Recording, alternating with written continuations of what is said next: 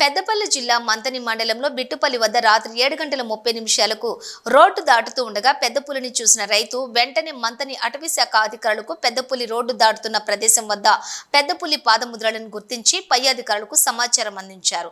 జిల్లా అటవీ శాఖ అధికారి శివయ్య సంఘటన స్థలంలో పులి పాదముద్ర చూసి ఆడపులిగా గుర్తించారు. గోపాల్పూర్ అడవి ప్రాంతం నుండి కాకర్లపల్లి గ్రామం వైపు వెళ్లినట్లు పులి అడుగులను చూసి అంచనా వేశారు.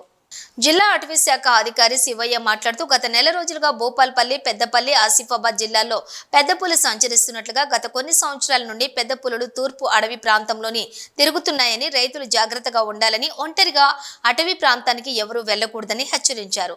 అటవీ ప్రాంతంలో వ్యవసాయం చేసే రైతులు ఉచ్చులు పెట్టడం, కరెంటు వైర్లు పెట్టడం లాంటివి చేసి పెద్దపులికి ఏదైనా జరిగితే 7 సంవత్సరాల జైలు శిక్ష ఉంటుందని తెలిపారు. వ్యవసాయదారులు, పశువుల కాపరులు అటవీ ప్రాంతానికి వెళ్లకుండా అటవీ శాఖ అధికారులు సూచనలు పాటిస్తూ కొద్ది రోజులు జాగ్రత్తగా ఉండాలని కోరారు. పొలాలకు పోవద్దు, ఏదైనా పోయినా కానీ ఏదైనా అవసరం ఉంటే గ్రూప్గా పోవాలి. నెక్స్ట్ ఏంటంటే అది నేషనల్ ఎనిమల్ కాబట్టి మనం ఎలక్ట్రికల్ ఈ సర్క్యూట్స్ ఉంటాయి కదా సార్, ఇల్లీగల్గా కరెంటు పెట్టుకుంటారు. అది కరెంటుకి ఇట్లా తగిలి ఏదైనా అయిందనుకోండి, వాడికి 7 సంవత్సరాల కఠిన కారాగార శిక్ష ఉంది. కాబట్టి ఎటువంటి పులికి మాత్రం మనం ఎటువంటి ప్రమాదం చేయకూడదు, అది నేషనల్ ఎనిమల్ కాబట్టి. అట్లాంటప్పుడు మన ప్రాణం కూడా జాగ్రత్త, మనం ప్రాణం ఇంపార్టెంట్, కానీ దానికి ఎదురుగా పోయి అనవసరంగా దానికి ఇబ్బంది చేయటం అట్లాంటివి మాత్రం చేయకూడదు. మన జాగ్రత్త అది ఉన్నప్పుడు ఏం చేయాలి, కొద్ది జాగ్రత్తలు తీసుకోవాలి. జాగ్రత్తలు తీసుకొని ఇంట్లో నుంచి బయటికి రాకుండా, పొలాలకు కొద్దిగా తక్కువగా పోవటం, అడవుల్లోకి పశువుల్లోకి తీసుకుపోకపోవటం అట్లాంటివి చేసుకొని కొద్ది జాగ్రత్తలు తీసుకుంటే మళ్ళీ అది ఆటోమేటిక్గా వెళ్ళిపోతుంది. ఒక దగ్గర ఉండదు అది.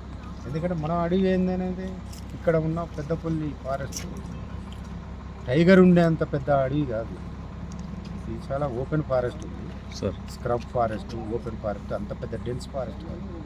లాస్ట్ టైం 2020లో వచ్చింది, 2022లో వచ్చినాయి. 20లో వచ్చి ఒక క్యాటిల్ కిల్ అయింది, 7 రోజులు ఉంది, వారం రోజులు ఉంది, వెళ్ళిపోయింది. 22లో వచ్చింది, ఒకటే రోజులో క్రాస్ అయిపోయింది మానేరు దాటి భూపాలపల్లికి.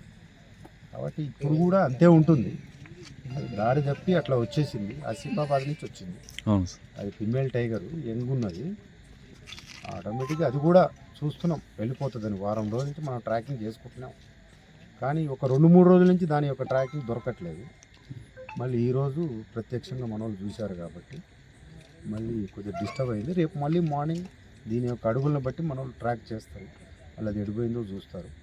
కాబట్టి పెద్ద ఆందోళన పడాల్సిన అవసరం లేదు, మన జాగ్రత్తలు మనం ఉండాలి.